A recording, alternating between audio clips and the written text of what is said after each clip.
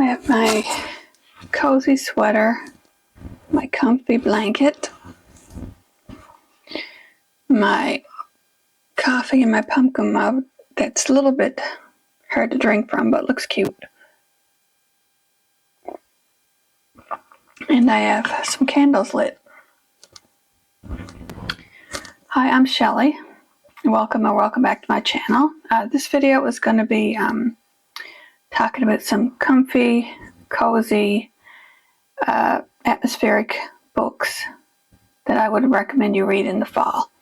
Now, my preferences are probably a lot different from other people's, but I mean, everyone has a preference what they like to read in the fall.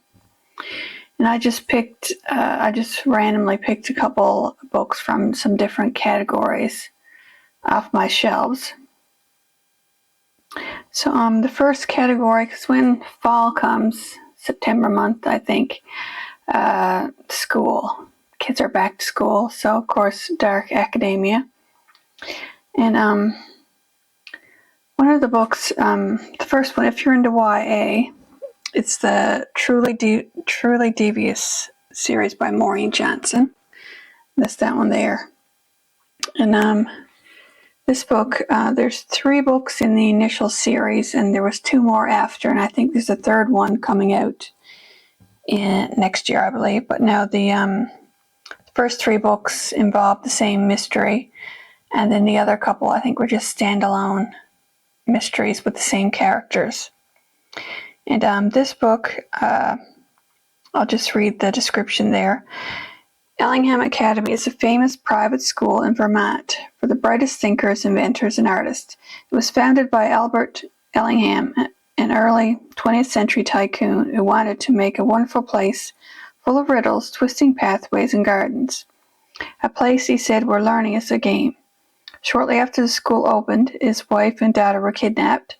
The only real clue was a mocking riddle listing methods of murder signed with the frightening pseudonym Truly Devious. It became one of the great unsolved crimes of American history. True crime aficionado Stevie Bell is set to begin her first year at Ellingham Academy, and she has an ambitious plan.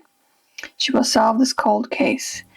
That is, she will solve the case when she gets a grip on her demanding new school life and her housemates, the inventor, the novelist, the actor, the artist, and the jokester.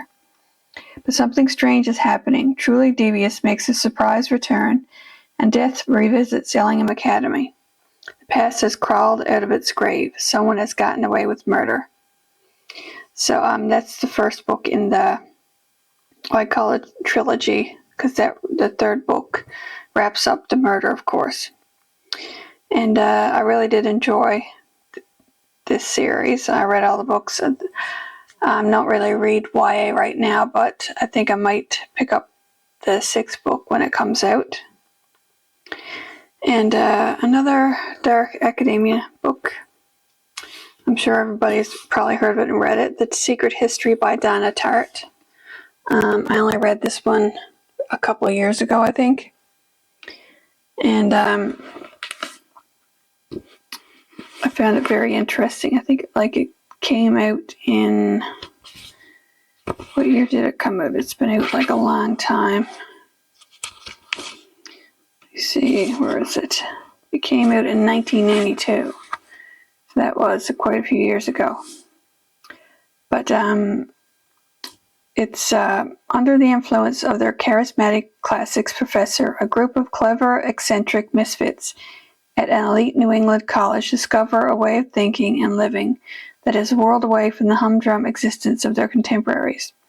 But when they go beyond the boundaries of normal morality, they slip gradually from obsession to corruption and betrayal, and at last, inexorably into evil.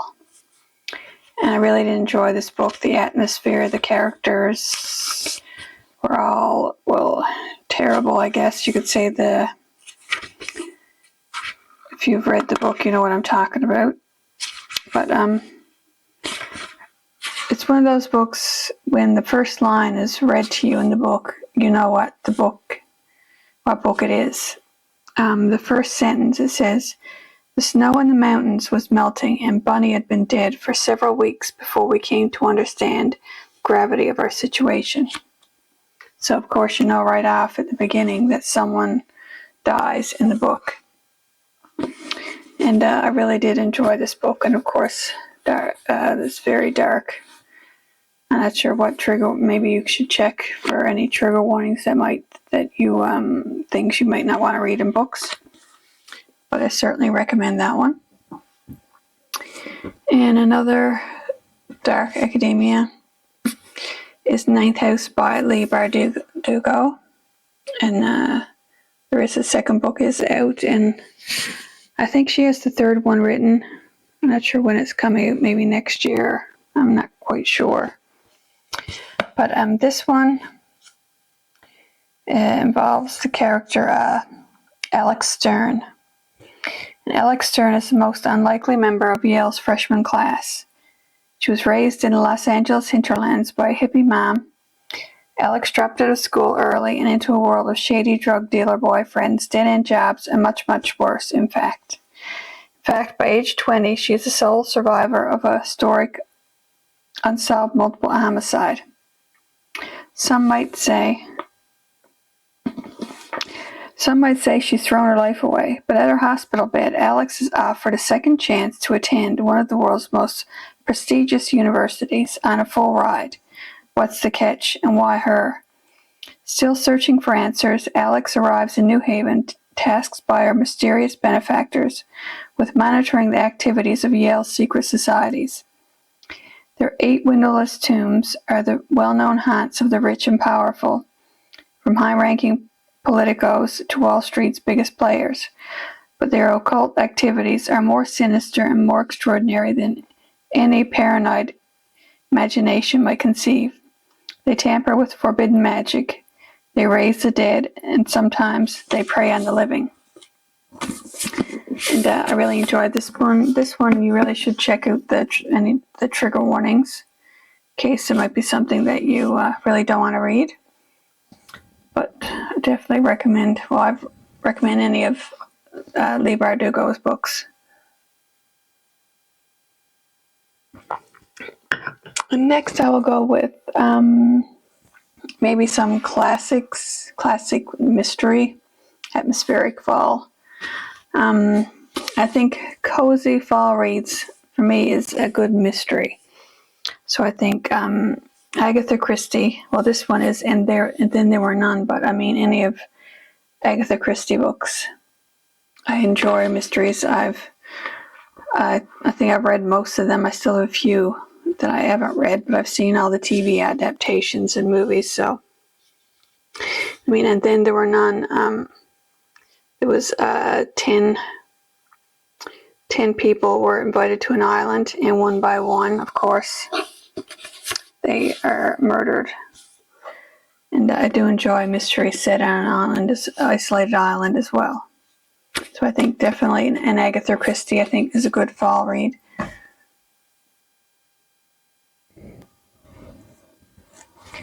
Okay, we're back after some technical difficulties. The next mystery I was going to talk about that I really enjoyed is one by Sir Arthur Conan Doyle, and that is Study in Scarlett, which was the first Sherlock Holmes mystery. This one, the year is 1881, the city, London. A man lies dead in an empty house, not a mark upon him, and no clues, save for the word Rache, R-A-C-H-E, scrawled in blood on the wall above. Elsewhere, 2 men, a former army doctor called John Watson and a brilliant eccentric called Sherlock Holmes, meet for the first time. These 2 events set in motion an adventure into the darkest corners of men's hearts, as the cold, calculating, investigative methods of Mr. Holmes are put to the test in a case that spans decades and continents, rife with danger and intrigue. Originally published in 1887, A Study in Scarlet was the first novel to feature the character whose name would become synonymous with the art of deduction.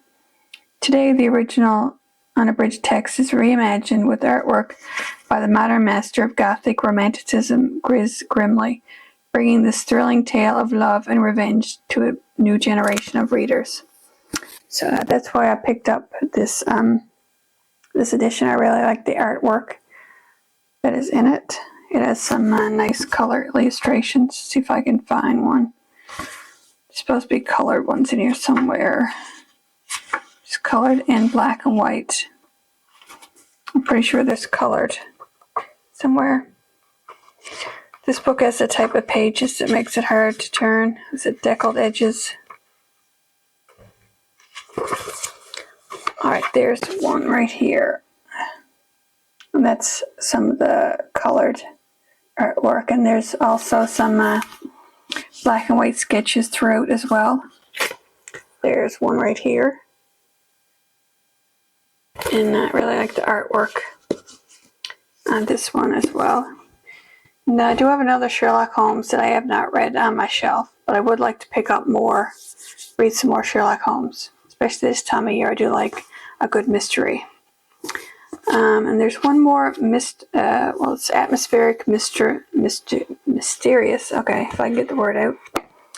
And before I talk about this book, you can comment down below and let me know what you like to read in the fall. Do you like to read mysteries? Is there a certain genre of books, or do you just read whatever you read the rest of the year? Or is there certain genre, maybe there's a certain book you like to read every year? So comment down below and let me know. And the next mystery, this is a classic tale of romantic suspense, and this is Rebecca by Daphne du Maurier. I read this one a few years ago, and I do want to read it again. I really enjoyed the story. This book is about, I do like the very first line. The certain books, like one of the other books, the very first line, you kind of remember what book it was from. And in this one it said, "Last night I dreamt I went to Manderley again." That is the first sentence. And with these words, the reader is ushered into an isolated grey stone mansion on the windswept Cornish coast, as the second Mrs. Maxim de Winter recalls the chilling events that transpired as she began her new life as the young bride of a husband she barely knew. For every corner of every room were phantoms of a time dead but not forgotten, a past devotedly preserved by the sinister housekeeper, Mrs. Danvers, a suite immaculate and untouched, clothing laid out and ready to be worn, but not by any of the great house's current occupants. With an eerie presentiment of evil tightening her heart, the second Mrs. De Winter walked in the shadow of her mysterious predecessor, determined to uncover the darkest secrets and shattering truths about Maxim's first wife, the late and hauntingly beautiful Rebecca. And I really did enjoy this story. It's, I think, like, especially this time of year, it's gothic, atmospheric, dark, and the setting. Seems like it's an isolated mansion on a windswept coast. So I would like to read this one again. I don't know if I probably won't read it this fall, but it's certainly I will be picking up again. And I haven't read any of her other books. And some of the books that she wrote was The Scapegoat, Jamaica Inn, and short story The Birds.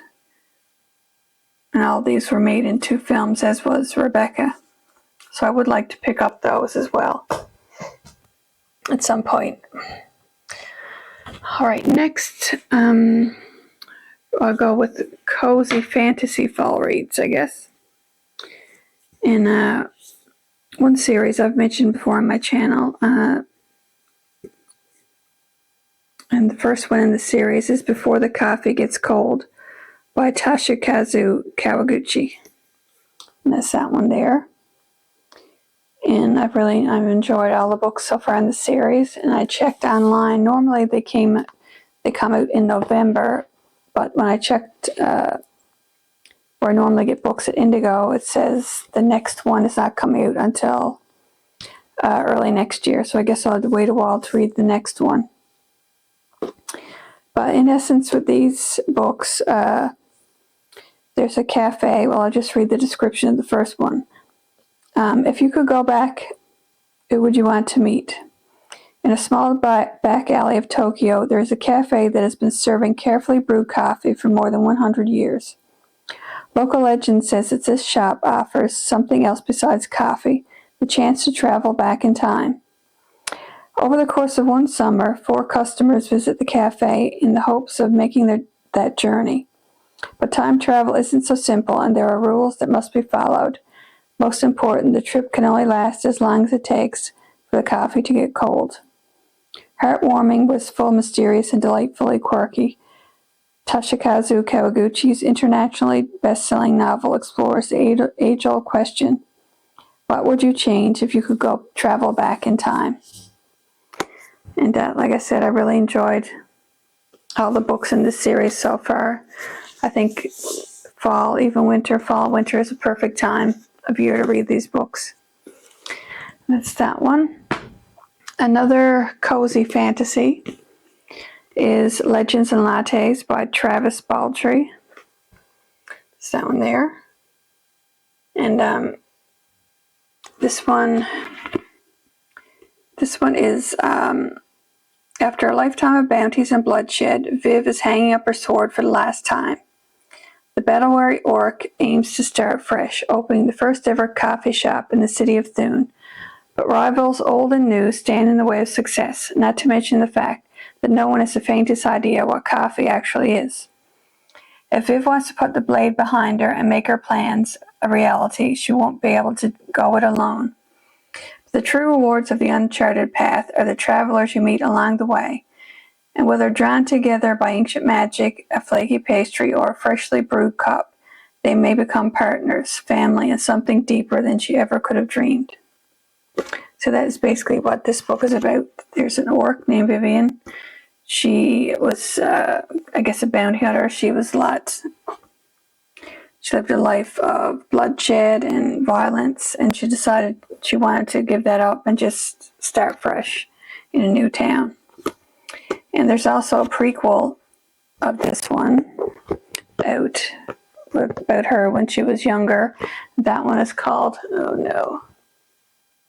Bookshops and Bone Dust, I think it's called, which I really enjoyed as well. And there's a new one coming out in November, which I have the audiobook, an early audiobook copy I haven't listened to yet that I need to get to. And that one is called, I can't remember offhand what it's called, but I'm looking forward to listening to that one. And I probably will still purchase the physical copy when it comes out, because these are books that I would like to read again. I do like the stories. They're not really long. It's like around 300 pages, and it's cozy fantasy, so it's not like it's just something pleasant to read for me. I have a couple more books, and these I would call cozy comfort fall books. Not necessarily in the fall, but I think comfort, you'd think in the fall, comfort and cozy. The first one is it's a nonfiction. It's called The Comfort Book by Matt Haig. I've read quite a few of his books and enjoyed them. And this one, it says, this book, The Comfort Book, is a collection of little islands of hope. It gathers consolations and stories that offer new ways of seeing ourselves in the world. Matt Haig's mix of philosophy, memoir, and self-reflection builds on the wisdom of philosophers and survivors throughout the ages. From Marcus Aurelius to Nellie Bly, from Emily Dickinson to James Baldwin, this is the book to pick up when you need the wisdom of a friend, the comfort of a hug, or a reminder that hope comes from unexpected places. So I think fall would be the perfect time of year to pick that one up. And the last one for this lot of books, I tried not to pick too many different ones. I'm going to do another video probably sometime in October with maybe my favorite witchy books or witchy book recommendations, or maybe just monsters in general or something like that, maybe. So let's see, the last book that I wanted to talk about is Richard Wagamese's Embers, One Ojibwe's Meditations. And this is a nonfiction. There's a beautiful cover there. And this one This one, it says, in this carefully curated selection of meditations, Richard Wagamese found lessons in both the mundane and sublime, as he mused on the universe, drawing inspiration from working in the bush, sawing and cutting and stacking wood for winter, as well as the smudge ceremony to bring him closer to Creator. Embers is perhaps Richard Wagamese's most personal volume. Honest, evocative, and articulate, he explored the various manifestations of stillness, harmony, trust, reverence, gratitude, and joy. Wagamese did not seek to be a teacher or guru, but these observations made along his own journey to become, as he says, a spiritual badass, make inspiring reading. Within these pages, readers will find hard-won and concrete wisdom. So I think fall would be the perfect time of year to read this one. It has a lot of beautiful messages inside. And it's a book that I would pick up and read more than once. And that is it for my cozy fall atmospheric recommendations. If you've read any of these, comment down below and let me know, and I'll see you again with another video soon. Thanks for watching. Bye.